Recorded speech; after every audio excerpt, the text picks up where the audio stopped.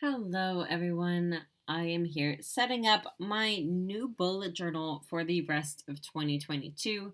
Most of you that have been around this channel know that I split my year into two different notebooks. I have the first 6 months in one notebook and the second 6 months in the other. And I am going back to an A5 notebook. This is, I can't remember the actual name of it, but it's the Dog Lovers Archer and Olive. So I'm so excited to use this. I actually dropped kind of a hint over on my Instagram of what the most perfect notebook was, and this is the notebook that I picked, and I have been dying to use it. I didn't use it previously because I went into a B5, but now that I've done a B5 for a year, I'm ready to go back to an A5 notebook. One reason is because I do go into the office two times the pay period, so 1 day a week usually. Sometimes I'm out in the field, so that doesn't actually happen, but other times I'm not. So I do need to adapt to what the current situation is in my life, and that is going into the office at least 1 day a week.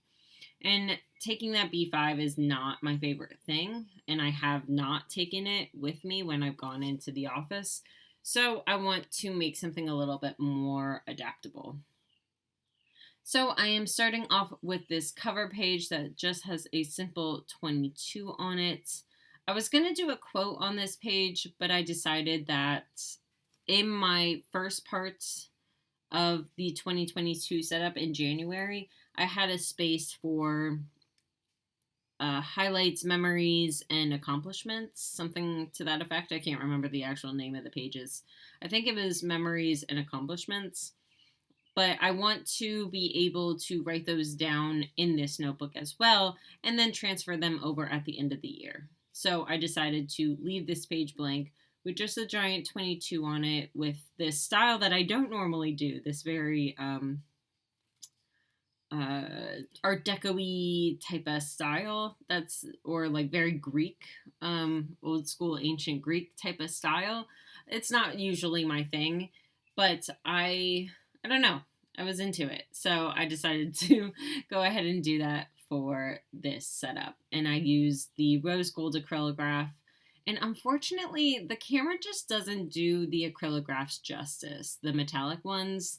It looks very bland on camera until I show you at an angle, which I'm about to do.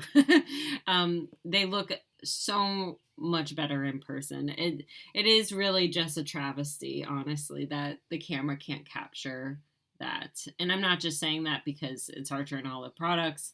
I really do love these acrylographs.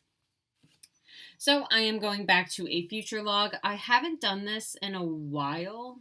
It's been a hot minute since I've done any sort of future log, like a normal Bujo Basics type of future log. So I decided to do one because while I really don't enjoy writing the same thing over and over, I do, especially because my boyfriend's family is new to me. I mean, we started dating in November, but whatever. But I don't really know their birthdays very well, right? So I really do need somewhere that I can't just do at a glance. I need to be able to write things down. I'm also using my monthly headers in the color rose gold, and I am using my future log stickers as well. So I'm just going to go ahead and put those in.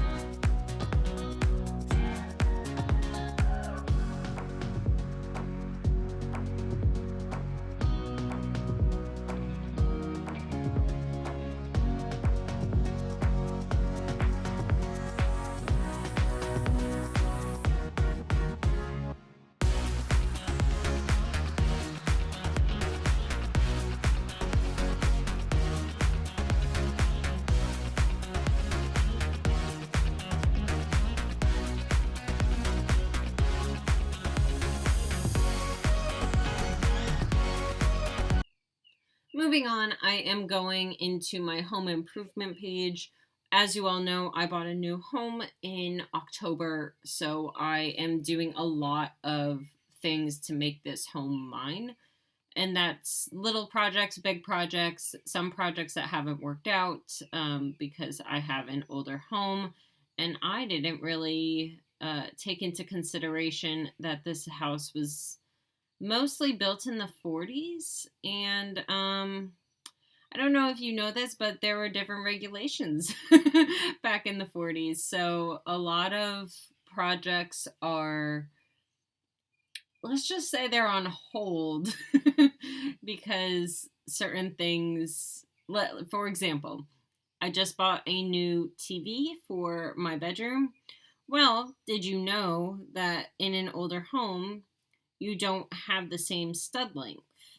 So, um, that's a problem and I can't really do that.